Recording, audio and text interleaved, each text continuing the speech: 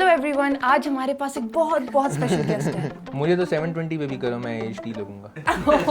वो clinical psychologist हैं। आई think you watch psychopath. नहीं, मैं तो देखता ही हूँ, लेकिन बहुत से लोग कहते हैं, मुझे कहते हैं कि प्लीज मर्डर डॉक्यूमेंट्रीज बनाए, हमने रात को सोने से पहले देखनी है। उनको फुटबॉल एंड WWE बहुत पसंद है। आप मैनचेस्टर सिटी कहाँ से, मतलब किसी को पसंद नहीं है वो टीम, और आप लोग बहुत बदतमीज भी होते हैं क्योंकि रोनाल्डो नहीं, नॉट नेसेसरली रोनाल्डो। वो रियल लाइफ कॉम्प्लेक्स इशू को बहुत सिंपल टर्म्स में ब्रेक डाउन करके यूट्यूब एंड इंस्टाग्राम पे कंटेंट बनाते हैं। अच्छा, ये पता है, सवाल भी बहुत अच्छा है। यहाँ से आपको पर्सनैलिटीज का भी पता चलता है। मैंने उसको सुनाई, मैंने कहा मैं तो इस चीज की इजाजत नहीं देता। इजाजत।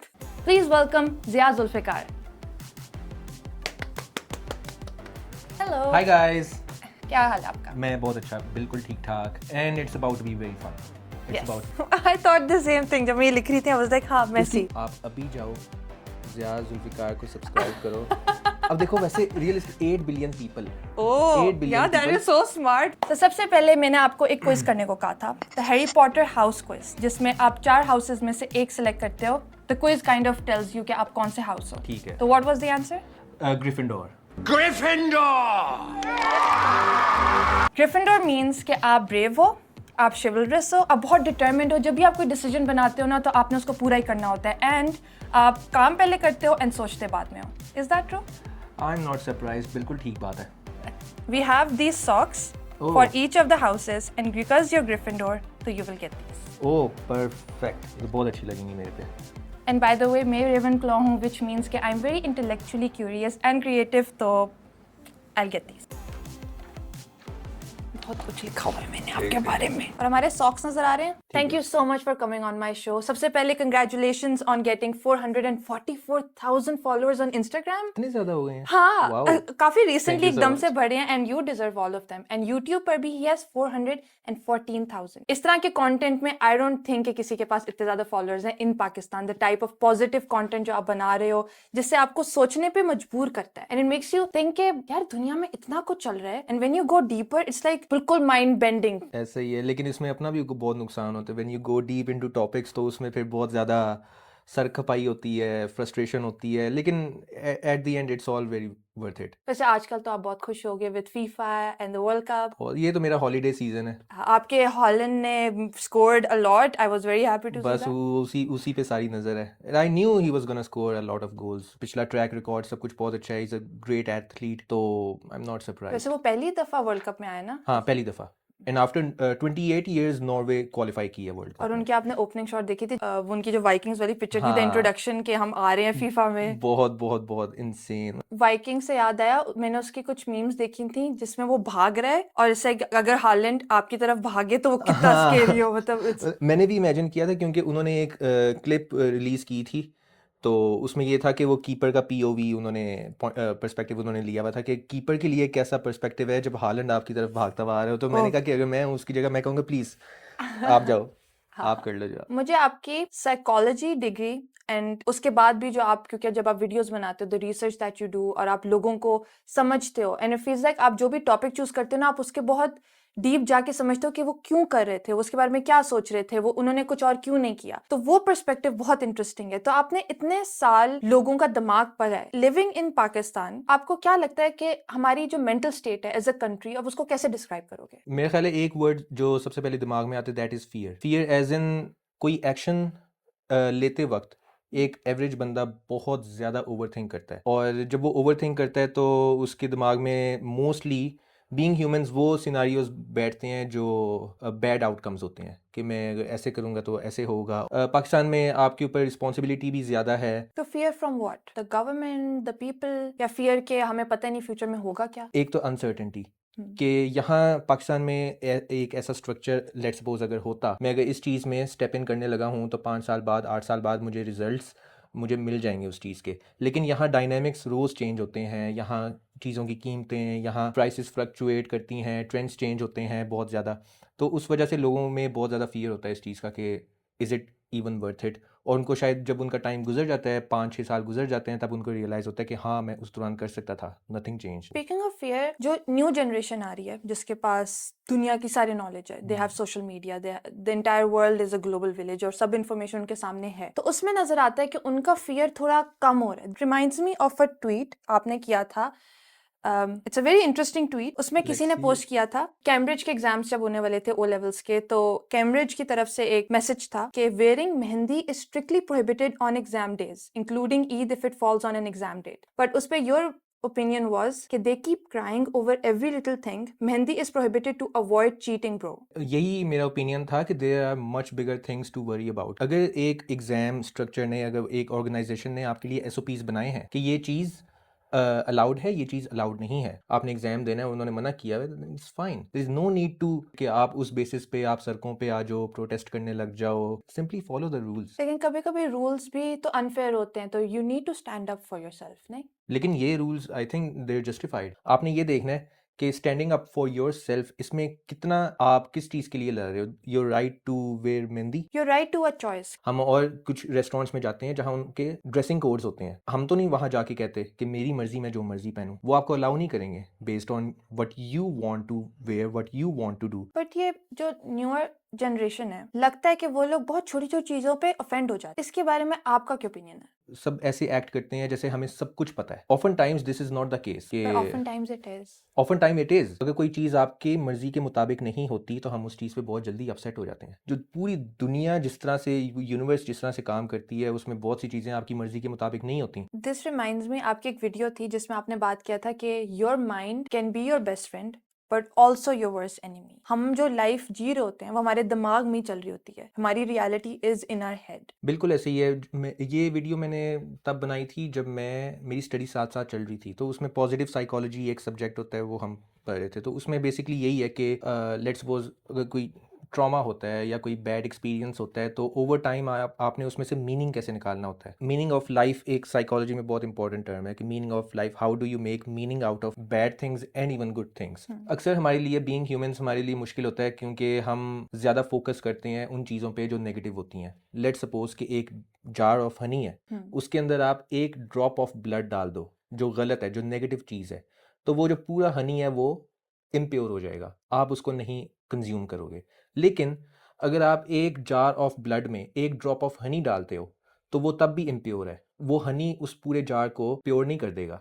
इसलिए यहाँ जो नेगेटिव वाक़यात होते हैं, जो बुरे वाक़यात होते हैं, उनको हम ज़्यादा अहमियत देते हैं, उनके साथ ज़्यादा इमोशनल अटैचमेंट हमारी होती है। आपने किसी बिज़नेस में, किसी चीज़ में 5 साल आपने मेहनत की है, तो आप खुद को फेलियर कहने लग जाओ। It is easier said than done. अक्सर लोग हमें वही चीज़, वही जो फीलिंग होती है उसको एम्पलीफाई कर रहे होते हैं हमारे लिए कि नहीं तुम ऐसे ही हो, तुम ऐसे ही हो, यू आर अ फेलियर, तुमने ये नहीं ठीक किया, ऐसे करना चाहिए था। हमें गिल्ट करवाते हैं, रिग्रेट करवाते हैं, तो obviously that does not help. अब जब आप कहते हो ना कि आप ऐसे ही हो, तो अब हमारे पास टर्म्स आ गई हैं जैसे ADHD, autism, there is PTSD, there is OCD। हमें नाम पता चल गए हैं कि मुझे भी नहीं पता कि OCD एक्चुअली क्या है। अब जैसे मुझे चीजें साफ पसंद है, दैट डजंट मीन कि मेरे पास OCD है। OCD एक काफी एक एक्सट्रीम केस पे जाके है और वो उस पे आपको प्रॉपर डायग्नोसिस चाहिए होता है। लेकिन जैसे हम बैठे बैठे कहते हैं यार डिप्रेशन हो रहा है, यार एंजाइटी बढ़ रही है मुझे, ये टर्म्स क्योंकि हमें पता चल गई हैं तो हम हर चीज को वो थेरेपी वर्ड्स इस्तेमाल करके बढ़ा देते हैं चीजों को। तो was it a good thing, हमें नॉलेज मिली इन चीजों की? मेरा ख्याल है कि ज़्यादातर थोड़ा बहुत नेगेटिव साइड पे जा रहे हैं। उसकी वजह एक ये है कि जब आप इन वर्ड्स को बहुत ज़्यादा आम वोकेबलरी में आप इस्तेमाल करने लग जाते हो, जो असली केसेस हैं इन चीज़ों के, वो डी वैल्यू हो जाते हैं, वो इनवैलिडेट हो जाते हैं। मुझे कुछ भी हो, थोड़ा सा मैं ट्रैफिक में फंस जाऊँ, मैं कहूँ कि मैं तो बहुत शदीद डिप्रेशन में चला गया हूँ, बहुत से लोग कहते हैं यार आज तो मैं बहुत डिप्रेस्ड हूँ। क्यों? क्योंकि यार वो मैंने खाना मंगवाया था, वो आधा घंटा लेट हो गया, ये वो इस तरह से। Now that does not make you depressed. Depression एक एक्चुअल एक इलनेस है। जो इलनेस है या जो डिसऑर्डर है, वो आपकी डेली रूटीन की जो लाइफ है उसको सिग्निफिकेंटली डिसरप्ट करेगा। अच्छा, जब तक ये नहीं होगा तब तक आप उसको डायग्नोसिस नहीं दे सकते। आई रिमेम्बर आपकी जो पहली वीडियो है ना, इट वाज ऑन डिप्रेशन, और उसमें वो, लेट्स जस्ट वॉच इट। आपका एक लाइव रिव्यू लेते हैं ऑन दैट वीडियो। आपकी बहुत पुरानी वीडियो 3 साल पहले रिलीज हुई थी, sure but I sure would like sure. You to explain कि उसमें आपने क्या क्या किस तरह दिखाया और क्यों दिखाया है। I will also explain. मैं उसमें ये भी एक्सप्लेन करना चाहूँगा कि क्योंकि मुझे कुछ प्रोफेशनल साइकोलॉजिस्ट ने उस बेसिस पे मुझे एक रिव्यू दिया था कि इस तरह से मैं इस चीज़ को बेहतर कर सकता था, और उस चीज़ की बहुत ज़्यादा सेंस बनी थी, मैं उसका भी जिक्र करूँगा। चलो सही है। Can you hand me the remote? अब हम देखेंगे a day in the life of a depressed person by Zia Zulfikar.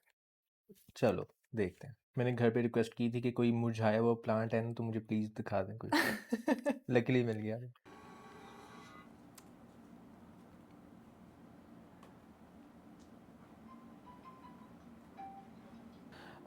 मैंने शुरू में शायद दिखाया था कि मेरे दोस्त ने कुछ कहा था कि आपने कल का इवेंट मिस कर दिया, तो मैं उसको मैसेज करने लगा था कि मैंने टाइप कर दिया था मैसेज कि मैं अच्छा फ़ील नहीं कर रहा, लेकिन मैंने वो डिलीट कर दिया। मैंने कहा इट्स नॉट वर्थ इट, क्योंकि आपको ये भी गिल्ट फील हो रहा होता है कि मेरी वजह से दूसरे लोग भी, आप अटेंशन नहीं चाह रहे होते इस चीज़ पे, मुझे आके लोग पूछें आपकी जो फीलिंग्स हैं आप वो किसी को डिस्क्राइब करो। पता मुझे लगा था यहाँ पे वो ठोक देगा गाड़ी। ऐसा रिजल्ट कार्ड ना ही आए तो मैं अपनी फ़ोटोज़ देख रहा हूँ पुरानी, आप पुरानी मेमोरीज़ को देख के आप गुड टाइम्स याद हाँ, जो करते हो। पिछले टाइम्स थे तो मैं कहा कि मेरे पास उनकी फ़ोटोग्राफ्स हैं। इसमें तो एन्जॉयमेंट वैसे होनी चाहिए थी, फीफा में। ये फीफा 5v5 खेल रहा है। हाँ, कम लोग पसंद है ना अब।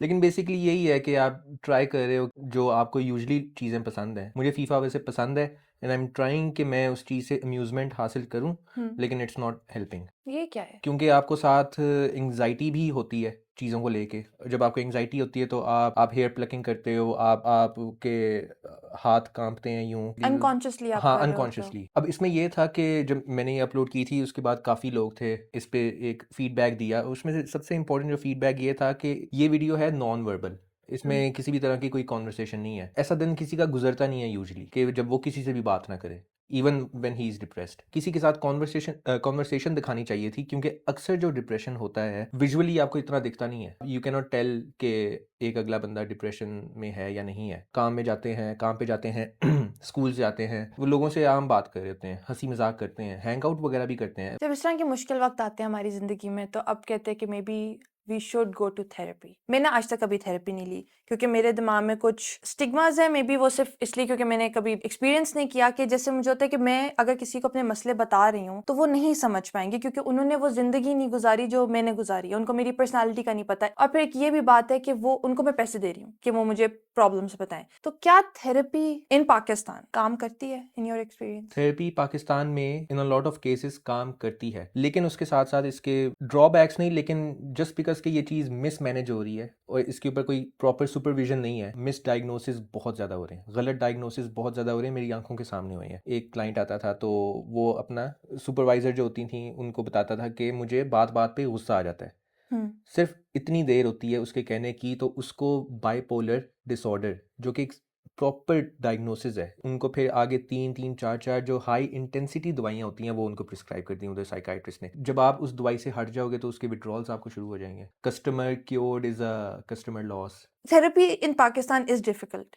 अब उल्टे हाथ पे आप एजुकेट कर सकते हो, एजुकेशन इज फ्री। तो व्हाट वुड यू सजेस्ट कि अगर एक इंसान को पता लग रहा है कि वो डिप्रेस्ड है, नहीं निकला जा रहा, वो कोशिश करे नहीं हो रहा, थेरेपी पे जाए या may be they should just go towards educating themselves? मेरा ख्याल है कि जो इस वक्त सबसे ज़्यादा जो नीड है सोसाइटी की वो ये है कि एक मैस स्केल पे एक ऐसा एजुकेशन प्रोग्राम हो जिसमें लोगों को ट्रेन किया जाए कि आपने अपनी मेंटालिटी किस तरह से ओवर टाइम बिल्ड करनी है जिसकी वजह से आपको थेरेपी में ना जाना पड़े। Andrew Tate type? नहीं, एंड्रयू टेट टाइप नहीं। ओके। कुछ बातें उसकी ठीक है जो मर्दों के लिए अगर हम एक सैंपल लें उनको एप्लीकेबल लगती हैं। जैसे वो कहते हैं जिम जाओ, अक्सर वो फिटनेस पे फोकस करो, हाँ, दैट्स उसका गुड। यही है कि अपनी फैमिली का ख्याल रखो, अपनी वाइफ का ख्याल रखो। बेसिकली वही चीज़ें जो मर्दों के लिए बहुत ज़रूरी है उस चीज़ पे अमल करना। तो लेकिन बाकी चीज़ें आप ऑब्वियसली उसकी सारी चीज़ हर चीज़ पे अमल नहीं कर सकते। लेकिन तो आपको क्या लगता है पाकिस्तान को ऐसे एक शख्स की या ऐसी आवाज की जरूरत है जो आपको कहे कि यार fix your life? Not like this, और एक शख्स की आवाज़ नहीं, जैसे एक जनरल एक पर्सपेक्टिव, किसी को बात सुनाई दी किसी की तो वो आगे उसको एम्पलीफाई कर सकता है, आगे सही। अपने वर्ड्स में, आगे आगे अपने पीयर्स में, अपने दोस्तों को भी वो चीज़ सिखा सकता है। मेंटल स्ट्रेंथ बहुत बहुत बहुत ज़्यादा इंपॉर्टेंट है आज के दौर में, क्योंकि बहुत प्रेशर है चीज़ों का, बहुत ज़्यादा कंपटीशन है और लोग थक हार जाते हैं, they give up very easily. ये सिर्फ मैं यहाँ बैठ के इस तरह नहीं बता रहा कि मैं इन चीज़ों से नहीं गो थ्रू करता, मेरे साथ भी जितनी चीज़ें यहाँ बात हो रही है वो सारी मैं भी गो थ्रू करता हूँ। But super that's super really important. Interesting क्योंकि अब हम आम लोग जिन्होंने साइकोलॉजी नहीं पढ़ी, नहीं पता दिमाग कैसे चलता है, तो एक साइकाइट्रिस्ट या साइकोलॉजिस्ट कैसे कि अपनी मेंटल स्ट्रेंथ क्यों नहीं इतनी स्ट्रांग कि आप कहो कि यार मेरी लाइफ तो बहुत सेट है, मैं तो बहुत खुश हूँ? यहाँ वही चीज़ आ जाती है कि दूसरों को जब हम कोई चीज़ समझाते हैं तो वो तब हम बहुत फर बोलते हैं कि हम्म या ऐसे करो, लेकिन जब मेरी बारी आएगी, मेरे ऊपर किसी चीज़ का प्रेशर होगा, तो मैं कहूँगा भाई मेरी तो दुनिया ख़त्म हो गई है, कोई डिग्री आपकी मैटर नहीं करती कुछ। वो आपने जो नोट्स बनाए हैं ना, मैं अपने नोट्स अगर पढ़ूँ कि अच्छा ये डिप्रेशन का ये सीन है, वो सीन है, एंग्जाइटी का ये सीन है, मैं कहूँगा ये तो मुझे समझ ही नहीं आ रही, हम्म ये तो चाइनीज़ लिखी हुई है। वैसे अगर साइकोलॉजिस्ट ये नहीं कर सकते तो अब हमारा तो बैड सीन है। आपने अपनी एक minute, I show you something. आपने अपनी एक वीडियो में एक स्टेटमेंट कही थी जो that really stuck with me, क्योंकि मैंने इस तरह कभी नहीं सोचा था। कौन सी स्टेटमेंट? क्योंकि मेरा कंटेंट अगर आपने देखा है तो it's very happy, it's very optimistic कि मे बी लाइफ में आप मे बी खुशी इज समथिंग जो आप अचीव कर सकते हो और ठीक दुनिया है। शायद है पॉजिटिव। आपका हाँ, कंटेंट थोड़ा थोड़ा रियलिज्म की तरफ ग्लूमी जाता है। है और ईरी है एंड आई थोड़ा सा। थिंक रियलिटी पे आपका कंटेंट मेक्स मोर हाँ, सेंस क्योंकि इट्स मोर रियल। इससे आपने एक बात की थी, you will never be happy in your life. कोई भी हैप्पी नहीं हो सकता, तो फिर व्हाट्स द पॉइंट? लेकिन इस वीडियो का जो मेन कॉन्टेक्स्ट था, हम्म जो मेन क्रक्स है, वो बेसिकली यही है कि इसमें शुरू में मैंने एक चीज़ प्रेजेंट की है कि जब मुझे साइकिल चाहिए थी, मैंने कहा कि जब तक मेरे पास साइकिल नहीं होगी मैं खुश नहीं होऊंगा। साइकिल आ गई, थोड़ी देर खुश हुआ, मैंने कहा कि जब तक मेरे पास बाइक नहीं आएगी, क्योंकि मेरे दोस्तों ने बाइक ले ली। तो ये एक नेवर एंडिंग साइकिल है, इसको हम हेडोनिक ट्रेडमिल कहते हैं। ट्रेडमिल इसलिए क्योंकि आप उसी जगह पे हो, आप हैप्पीनेस चेस कर रहे हो, आप उसी जगह पे हो। तो हैप्पीनेस को आप बिल्कुल आप साइड पे कर दो। गोल मैं नहीं होना चाहिए हैप्पीनेस। हैप्पीनेस आपका गोल नहीं होना चाहिए, आपका सेटिस्फेक्शन गोल होना चाहिए कि क्या आप अपनी लाइफ से सेटिस्फाइड हो। आई एम अलाइव, मैं थोड़ा खा पी रहा हूँ, ऑल गुड है, सेटिस्फाइड हूँ। Positive mindset, positive mindset, all about your head. All about your head. और आजकल का जो सारा मॉडल है चीज़ों को लेकर चलना, वो कैपिटलिज्म, कैपिटलिज्म सारा कुछ, कंज्यूमरिज्म। हर साल आईफोन आता है, पूरी सोसाइटी में, पूरी दुनिया में एक फोमो हो जाता है। 16 जिसके पास है, जिसने इतने पैसे जोड़ के उसने 16 लिया, तो वो कितना खुश होगा एक साल तक। और एक साल तक। 17 आया तो उसका पूरा मीटर डाउन हो गया कि अब तो फ़ायदा ही नहीं, मैं तो खुश ही नहीं हूँ, सबके पास आईफोन 17 है, मेरे पास ऑरेंज नहीं कलर है। का फोन लेके ऑरेंज घूमना है कलर का मुझे। वो सारा एहसास कमतरी हमने, एहसास कमतरी इनसिक्योरिटी की हमने हाँ। हमने बेसिकली वही चीज़ हाँ। कि हमने वो चीज़ इनसिक्योरिटी उनमें कैसे पैदा करनी है। और बहुत सी इंडस्ट्रीज इस चीज़ पे रिवॉल्व करती हैं। तो जैसे ख़वातीन की जो शॉपिंग है, do you know about pink tax? Not really. अच्छा, मर्दों की चीज और औरत की चीज सेम, डिट्टो सेम। जैसे रेजर्स एक बहुत क्लियर एग्जांपल है। मर्दों का रेजर उसी को फीमेल रेजर बना देंगे, पिंक कर देंगे तो उसके पैसे बढ़ जाएंगे। अच्छा, सेम चीज को पिंक कर दो, उसके पैसे बढ़ जाते हैं। एक सुपरमैन और एक बारबी। बारबी हमेशा ज्यादा महंगी होगी। आई don't know how it works, लेकिन हम पैसे दे देते हैं लेकिन उनको। It works. आप जब पार्लर जाते हो, आपने ये हाँ। बाल अगर बनवाने हो पार्लर से, आप कितने दोगे? 500-600 रुपए? 500, लेकिन मैं उसे लड़के 400 करवा लूंगा। हमारे 500 में ना मैं घास भी नहीं डालता कोई। हाँ। हम जाते हैं, हमारे 5000 वहीं पे खर्च हो जाते हैं। और आई एम टॉकिंग अबाउट कोई बेसिक पार्लर्स, हाँ। फैंसी भी नहीं, कंज्यूमरिज्म। बट एक चीज है that men are very emotional about, और वो है स्पोर्ट्स। 8 बजे कोई ऑफिस के लिए नहीं उठेगा, लेकिन हाँ, फीफा के लिए उठ उठ जाएंगे। जाएंगे, आराम से उठ जाएंगे। Why do people love football? Why do people love football? Why do they care so much कि ये टीम हमारा मुल्क खेल भी नहीं रहा? अगर असूलन देखा जाए तो हम कह सकते हैं कि ये बहुत स्टूपिड है, क्योंकि आप उन लोगों पे इमोशनली इन्वेस्ट कर रहे हो जो आपके बारे में फिक्र भी नहीं करते। वो उठते बैठते हैं, वो इंजर हो जाते हैं, तो आपको लगता है कि मुझे इंजरी हो गई है। आपका फेवरेट प्लेयर जब उसकी जब नेमार की टांग टांग टूटती है तो वो लोग रो पड़ते हैं। उनकी तो नहीं ना टांग टूटी, लेकिन वो एक इमोशनल एस्पेक्ट इस तरह से जुड़ा होता है कि उन प्लेयर्स की, उन फुटबॉल टीम्स की जो जर्नी होती है, क्योंकि जितने भी ये सपोर्टर्स हैं इवन पाकिस्तान में, ये बचपन से वो उस चीज़ को सपोर्ट करते हैं। बचपन में जब आपकी एक अटैचमेंट बन गई कि अच्छा मुझे ये फलां टीम पसंद है, जो बाय आप चॉइस नहीं करते, आप कभी चूज़ नहीं करते अपनी टीम। एक तो पहली बात ये है कि आज से मैं इस चीज़ को सपोर्ट कर रहा हूँ, नहीं, वो रैंडमली आपको पता नहीं उनकी किट का रंग आपको पसंद आ जाता है, आपको उनका फॉन्ट पसंद, किसी प्लेयर का नाम आपको ज़रा फैंसी लगता है, बड़े भाई को पसंद होती है। नहीं, अक्सर आप बड़े भाई से अलग जाते हो। ये रूल है। लिवरपूल यूनाइटेड के भाई भाई होते हैं ना, तो ये आपस में दे बिग राइवल्स। मेसी रोनाल्डो भाई भाई होते हैं।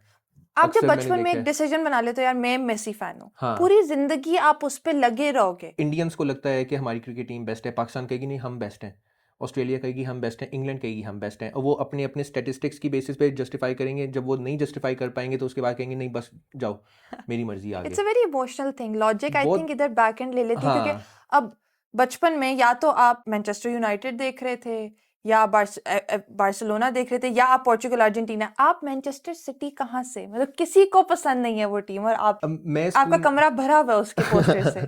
उसका इस तरह से है कि मेरे स्कूल में सब लोग फॉलो करते थे फुटबॉल, और सबके सब United, Arsenal, Chelsea, Barça, Madrid, ये जो गो टू क्लब्स होते थे, या क्योंकि जब हम लोग PS2 पे फीफा भी खेलते थे तो ये 5 स्टार रेटेड टीम्स होती थी। जो 4 स्टार रेटेड टीम्स होती थी उनको लोग पिक नहीं करते थे, तो वो उससे खेलते नहीं थे।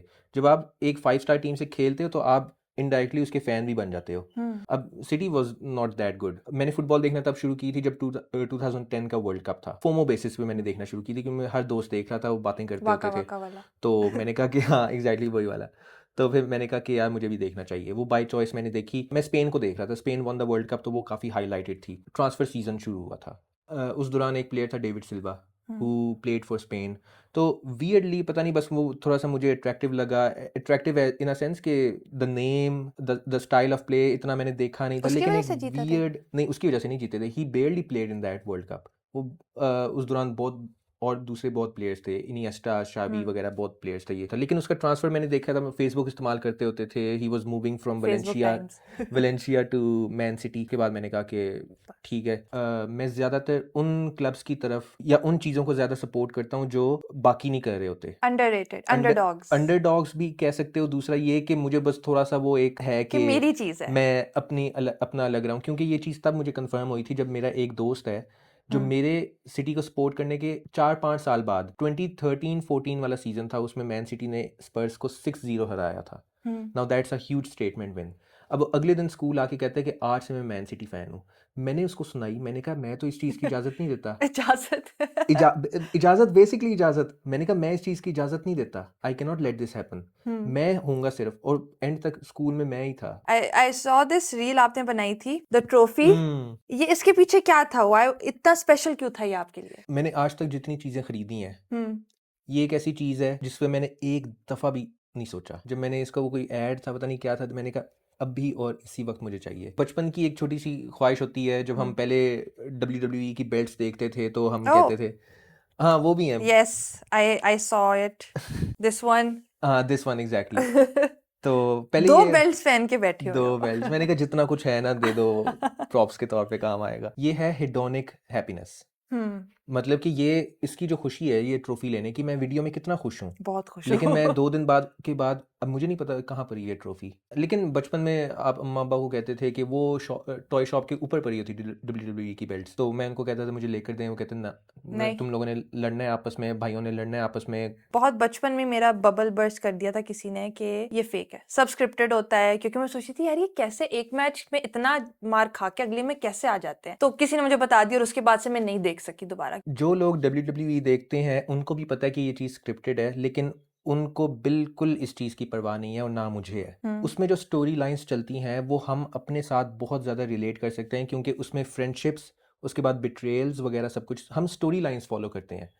कि WWE इस तरह से है कि ये एक लाइव टीवी शो है, और ये 10 गुना ज़्यादा मुश्किल है, क्योंकि इसमें आपके पास सिंगल टेक है, आपके पास लाइव ऑडियंस है। आप जब माइक लेके, आपके पास एक अटेम्प्ट है, या आपने हीट ड्रॉ करनी है। हीट ड्रॉ मतलब you have to make the audience hate you. आपने उनको बू करवाना है, क्योंकि आपका उस दौरान कैरेक्टर ऐसा है। आपने ऑडियंस को बातें करनी है, आप जिस सिटी में हो आपने उस सिटी के बारे में जो स्टीरियोटाइप्स हैं उनको टारगेट करना है। तो ये आपकी स्किल होती है टू ड्रॉ हीट। मेरे पास एक छोटी सी गेम है जो आई वांट टू ठीक प्ले है। With you. एक rapid fire round. I don't know if I would call it a rapid fire, क्योंकि उसके शायद आंसर्स एकदम से नहीं होंगे, you might have to think. पर छोटे छोटे क्वेश्चंस हैं, एंड द फर्स्ट थिंग जो आपके दिमाग में आती है you have to say it. Okay, let's go. First question is, आपके ओपिनियन में सबसे साइकोलॉजिकली हेल्दी फुटबॉल प्लेयर कौन सा है? Messi. I thought the same thing जब मैं ये लिख रही थी। आई वाज लाइक हाँ इसकी मेसी। वजह भी है, हाँ, मतलब वजह बेसिकली यही है, साइकोलॉजिकली हेल्दी। ये एक प्लेयर है इस पूरे वर्ल्ड कप में जो सबसे कम प्रेशर में खेल रहा है, सबसे कम वो प्रेशर चल में। रहा होता है, वो एक जगह अकेला खड़ा होता है और एकदम से जैसे उसके पास बॉल आती है तो गोल। और उसकी परफॉर्मेंसेस भी बताती हैं कि वो मेंटली बहुत हेल्दी है, क्योंकि उसके ऊपर कोई प्रेशर नहीं है। पूरा टूर्नामेंट कोई गोल ना करे, उसने जो अचीव करना था उसने कर लिया। He is just having a holiday. But वो स्पेक्ट्रम पे है ना, he is not a very normal person. He is not. वो आई थिंक थोड़ा अगर जब सा आप इतने लेवल पे होते हो and if you are that great, तो आई थिंक समथिंग, कुछ तो आपके अंदर डिफरेंट होता है। हाँ, ये इनका डिल्यूजनल जिस तरह एस्पेक्ट सारा चलता है उस तरह से नहीं है जिस तरह हम लोग होते क्या? हैं। कुछ लोग बहुत बदतमीज भी होते हैं क्योंकि रोनाल्डो? वो रोनाल्डो? नहीं, नॉट नेसेसरली रोनाल्डो का ये है कि जब आप उसके फोकस को डिसरप्ट करोगे तो ऑब्वियसली वो तपेगा। इन एथलीट्स की बहुत हाई ईगो होती है। The second question is, सबसे psychologically unhealthy football player? Ronaldo, Why? क्योंकि हो सकता है कि जितना वो ऑब्सेस्ड है इस वर्ल्ड कप में और लेटली अबाउट, क्योंकि उसके इंटरव्यूज में जाके देखो कि the way he speaks about himself is very narcissistic. अपने टीममेट्स को क्रेडिट इतना नहीं देना, ये सब कुछ। मेसी के मुंह से आज तक कभी मैंने रोनाल्डो का लफ्ज़ नहीं सुना, लेकिन all in all I think they will self explode in this world cup. Portugal will? हाँ। आपको क्या लगता है कहाँ तक जाएंगे वो? I think quarter final. Quarter final? Yes. मैं तो शायद सोची तो उससे पहले ही ऑफ हो नहीं, देर गुड, लेकिन quarter finals I think bye bye. Next question, Messi और Ronaldo? Messi. And I think it's very obvious. Logically, statistically, simple visual observation, Messi is much better. लेकिन at the same time, Ronaldo is easily, in my opinion, easily the second best player of all time. Second best All नहीं, time? of all time. मैं इन बाकियों की भी बात, Zidane, Maradona, Pele, no, easily. Please. चल next question, John Cena और Randy Orton? Randy Orton. ये था रैपिड फायर। Randy Orton. क्यों? अच्छा, ये पता है सवाल भी बहुत अच्छा है।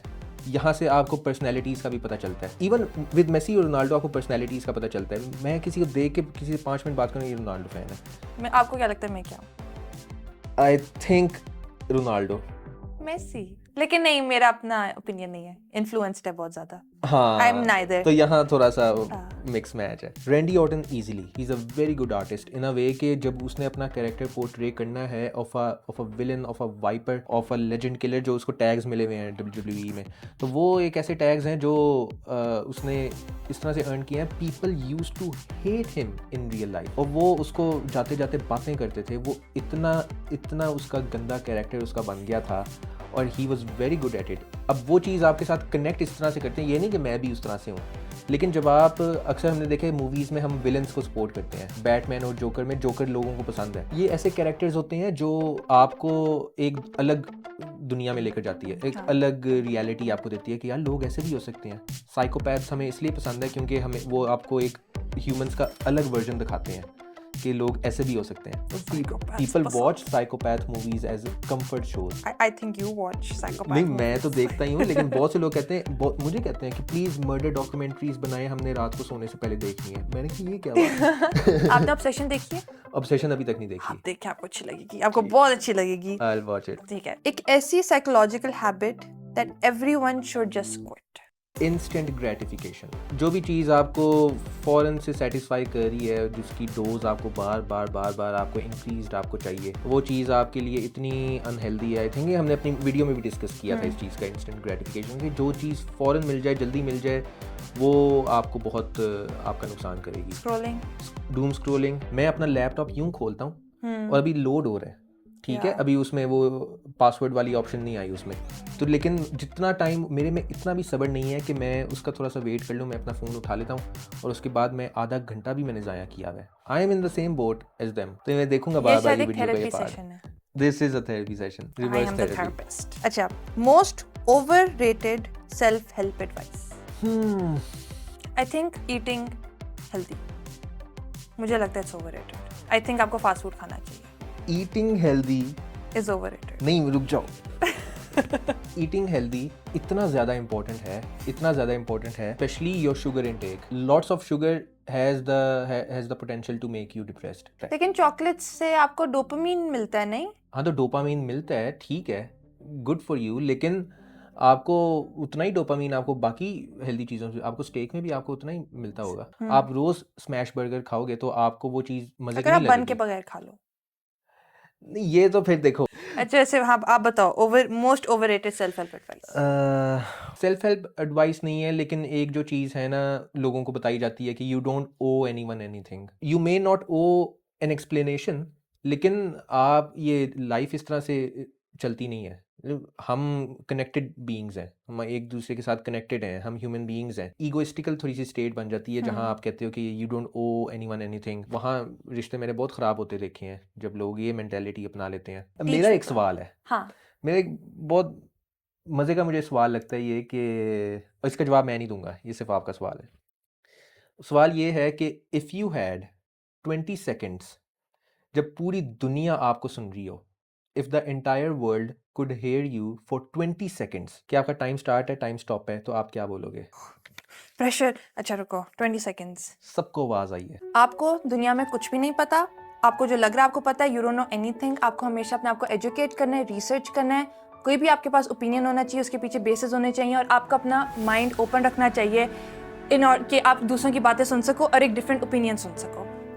टाइम इतना आप I think I got it. ठीक है, फेयर इनफ। मैं तो इतना ना कहूँ, मैं बस कहूँ कि आपके पास थोड़ा सा टाइम है, जहाँ से अब आपको आवाज़ आ रही है, आप अभी जाओ, ज़िया जुल्फ़िकार को सब्सक्राइब करो। अब देखो, वैसे रियलिस्ट 8 बिलियन पीपल, 8 ओह बिलियन यार that people, is so smart. मैं क्यों लोगों को अच्छा अब बनाने पे कर रही उसमें हूँ? से सब्सक्राइब टू देखो माय लोग वैसे चैनल। डर जाएंगे क्योंकि उनको एक ऐसी आवाज़ आई है जो उनको उन्हीं को सुनाई दी है, हर बंदे को इंडिविजुअली। जब आप एक कमरे से दूसरे कमरे में अपने भाई के पास जाओगे कि तुम्हें भी पता चला है, हाँ मुझे भी आवाज़ आई है, फिर आप दोस्तों को सबको आवाज़ आई है, तो वो ओह आपस में तो फिर अब कुछ करेंगे ना कि यार वो हमें कर लेना चाहिए। मैं तो वापस मिस्टर ले सकती हूँ बीस्ट अपने तो 20 सेकेंड्स नहीं प्लीज? चलो do subscribe to Zia and also to Minoctopus, because वो भी अच्छा है, लेकिन ज्यादा अच्छा है, तो उसको भी सब्सक्राइब नहीं, करना। ऐसे नहीं।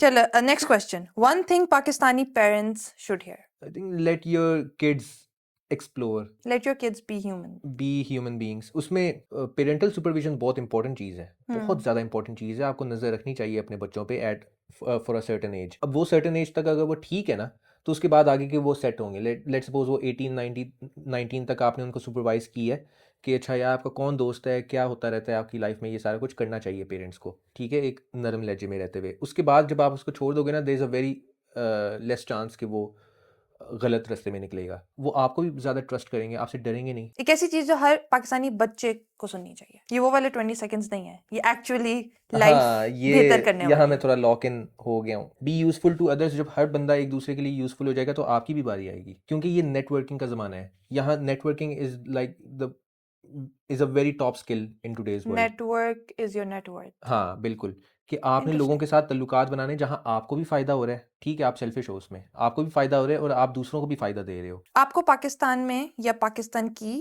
क्या चीज होप देती है? उस चीज़ का नाम नहीं पता, लेकिन एक तबका है पाकिस्तान में जो अक्सर मुझे सोशल मीडिया पे नज़र आता है सब कुछ। वो पाकिस्तान का जो कल्चर है, लैंग्वेज, इंफ्रास्ट्रक्चर, जो चीज़ पाकिस्तान को पाकिस्तान बनाती है, उस चीज़ को बहुत ज़्यादा इंटैक्ट रखती है। अब ये चीज़ इंपॉर्टेंट क्यों है? जब किसी मुल्क ने गिरना होता है ना, तो आप उसकी लैंग्वेज सबसे पहले ख़त्म करते हो। आइडेंटिटी होती है लैंग्वेज। अगर हम मेसी की भी बात करें, मेसी कोई भी अपना वर्ड इंग्लिश में नहीं बोलता, चाहे उसके ऊपर जितना मर्जी प्रेशर हो। मेरे लिए काफ़ी चीज़ अनफॉर्चुनेट है कि मेरी पंजाबी में कभी ग्रिप नहीं बनी।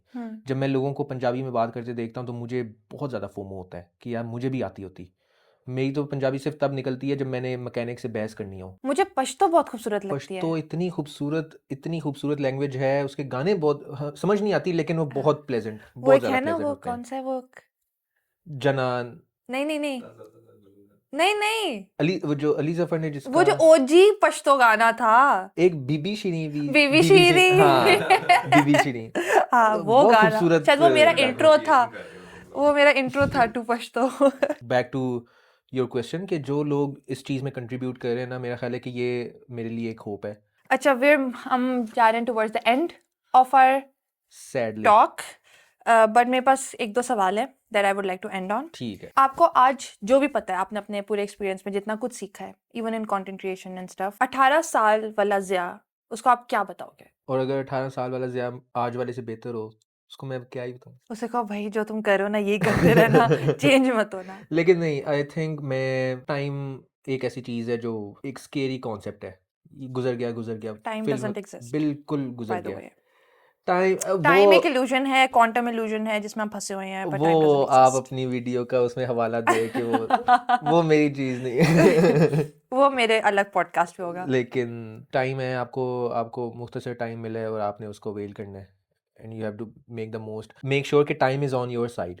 कभी हम्म कभी टाइम आपका वक्त आपका दुश्मन होता है, जितना वक्त also गुजरता है आपका ज्यादा नुकसान होता है, वक्त आपका दुश्मन होता है। अब लास्ट सवाल मेरा आपसे ये है कि गिव मी अ क्वेश्चन जो मैं अपने अगले गेस्ट से पूछूं। डिपेंड करता है आपका गेस्ट किस तरह का होगा, लेकिन आई एम अज्यूमिंग कि आप उन्हीं को बुलाओगी जो मेरी तरह के होंगे, ज़रा पढ़े लिखे और ज़रा ओह माय सुलझे हुए। गॉड ओके तो उसमें ये है कि आई थिंक उनका नॉलेज काफ़ी, उनकी क्यूरियोसिटी काफ़ी होगी अबाउट हिस्ट्री और सब कुछ। उनसे ये पूछा जाए कि अगर वो वक्त में जा सकते पीछे और उनके पास 30 मिनट्स हैं कि वो टाइम में किसी भी पॉइंट में दुनिया में रहते हुए किसी भी पॉइंट पे जा सकते हैं। उनके पास 30 मिनट्स हैं कि वो अपनी आंखों से कुछ चीज़ें ऑब्जर्व करें और उनके पास एक फ़ोटो लेने का चांस है। ओके तो वो किस पॉइंट पे जाएंगे, क्यों जाएंगे? आप किधर जाओगे? 2500 बीसी में जाके मैं एंशियंट इजिप्ट जाऊंगा और वहाँ देखूंगा कि पिरामिड्स किस तरह से बन रहे हैं, क्योंकि अगर मेरे पास फोटोग्राफिक एविडेंस आ गया कि हम्म लोग लगे हुए हैं किसी तरह से, तो आई थिंक वो चीज़ आज के दौर में बहुत एप्लीकेबल होगी। व्हाट इफ जो जवाब आपको मिले वो आपको पसंद आए, व्हाट इफ एलियंस हैं वहां पे? उन्हीं के साथ वापस वहीं पे चले जाऊंगा, वहाँ टाइम पैराडॉक्स कोई चलेगा क्योंकि मैं टाइम ट्रैवल कर चुका हूँ, तो वो आप बेहतर एक्सप्लेन कर सकोगी कि इस फिर तरह आप काम उन्हीं की के ये साथ चीज़। कहोगे अल्लाह हाफिज मैं जा रहा हाँ, हूँ। काफी इंटरेस्टिंग बात थी, मैं भी सोचूंगी कि मैं कहाँ जाऊंगी और maybe next time we meet मैं आपको बताऊंगी। ठीक पर है, thank you so much for thank you. Being a part of this. ये मेरा फर्स्ट पॉडकास्ट है ओह, एंड ये आपका भी फर्स्ट मेरा पॉडकास्ट भी है। फर्स्ट पॉडकास्ट है, इससे पहले मैं कभी किसी पॉडकास्ट में नहीं आया। I feel very honoured, thank you for coming, thank you for taking thank you the so time. Much, बहुत ज़्यादा मज़ा आया और ये वक्त से पहले जल्दी ख़त्म हो गया। वैसे तो I would want to talk more about things, लेकिन until next time, Until next time. until next time. Well, thank you guys so much for watching. Don't forget to subscribe to Minoctopus and Zia. I think आप already subscribed होगे उनको क्योंकि उनका content is amazing. बहुत ज़्यादा अच्छा लगा यहाँ आके, बहुत अच्छी गपशप लगी और होपफुली नेक्स्ट टाइम भी आए with more questions and more गपशप। Okay. Bye bye. Bye bye. Bye.